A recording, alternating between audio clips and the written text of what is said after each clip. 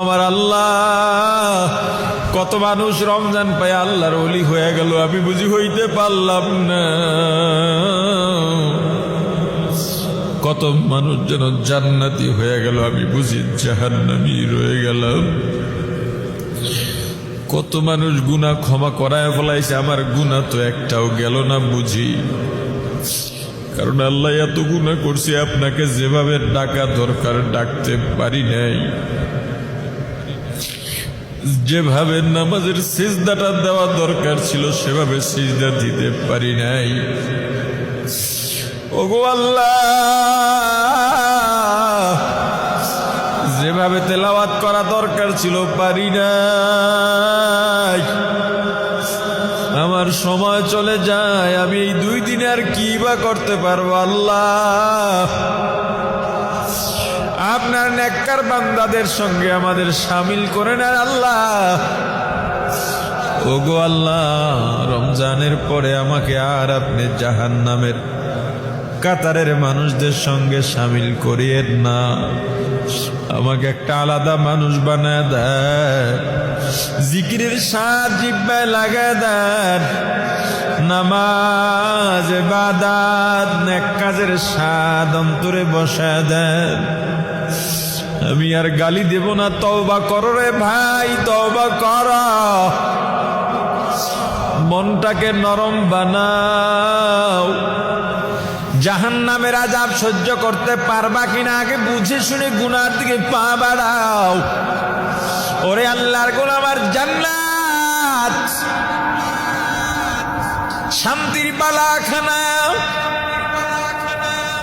দুনিয়ার যত শান্তি, যত সুখ, যত আরাম সব যদি এক জায়গায় করা হয়, জান্নাতের এক জাররা শান্তির সমান হবে না।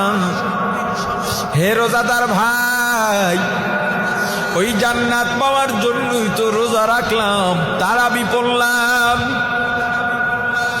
পরকালে মুক্তির জন্যই তো ব্যবসা বাণিজ্য ছেড়ে মসজিদে এসে বসে রইলাম।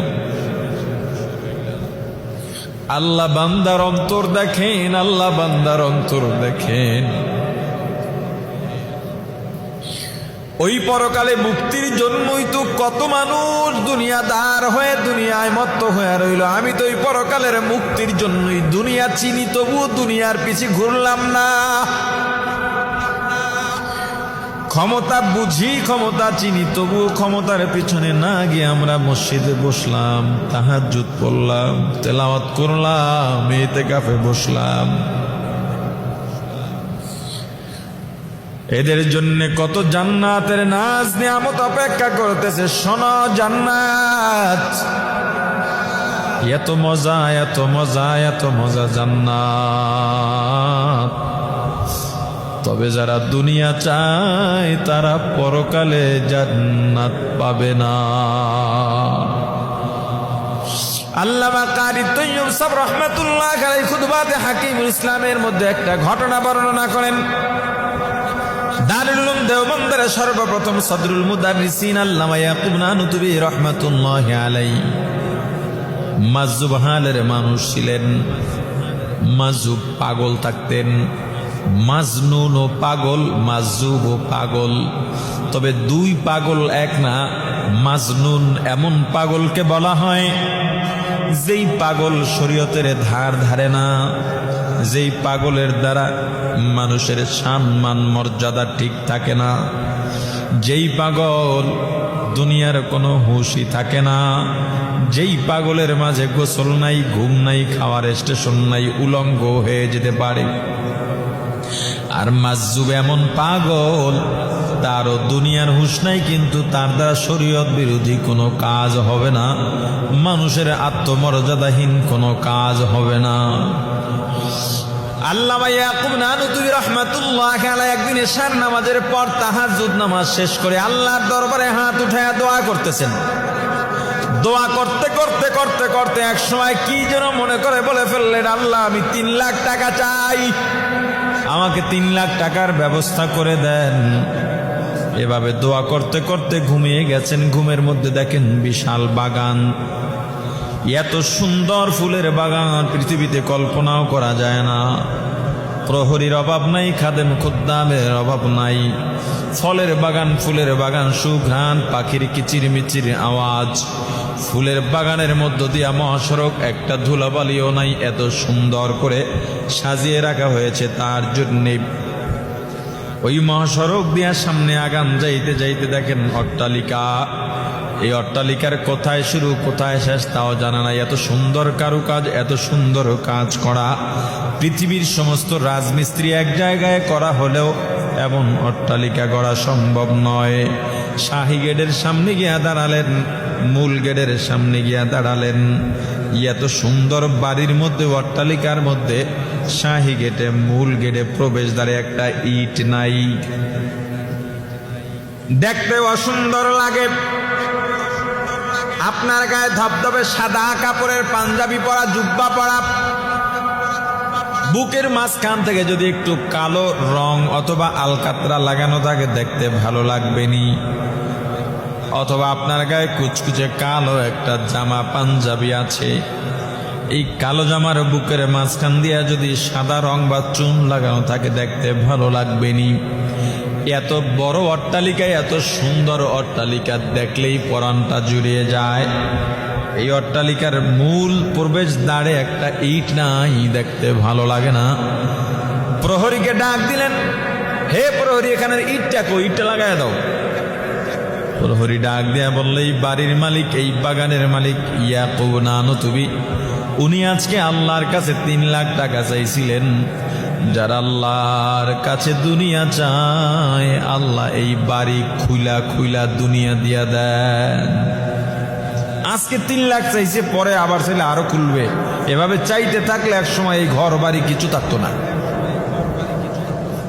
এটা একটা শিক্ষার জন্য, বাস্তবতা তেমন না। স্বপ্ন তো স্বপ্নই, শুধুমাত্র শিক্ষার জন্য বলা।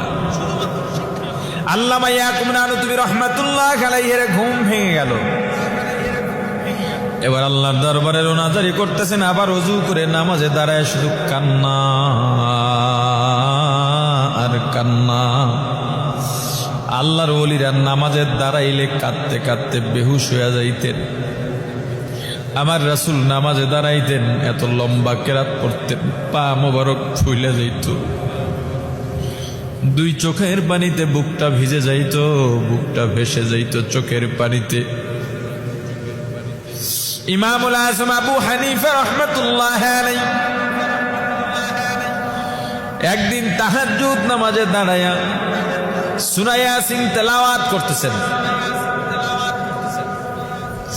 তেলাওয়াত করতে করতে করতে করতে করতে করতে এক আয়াতে গিয়ে থেমে গেলেন। ওয়ামতাজুল ইয়াউমা আইয়ুহাল মুজরিমুন।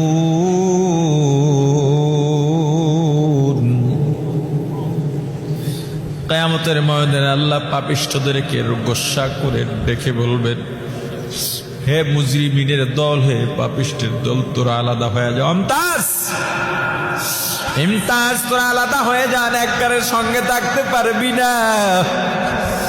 মসজিদে গিয়ে আমার নেককারের সঙ্গে, নামাজির সঙ্গে নামাজি সাজছ, আমি আল্লাহ মসজিদ থেকে বের করে দিই নাই।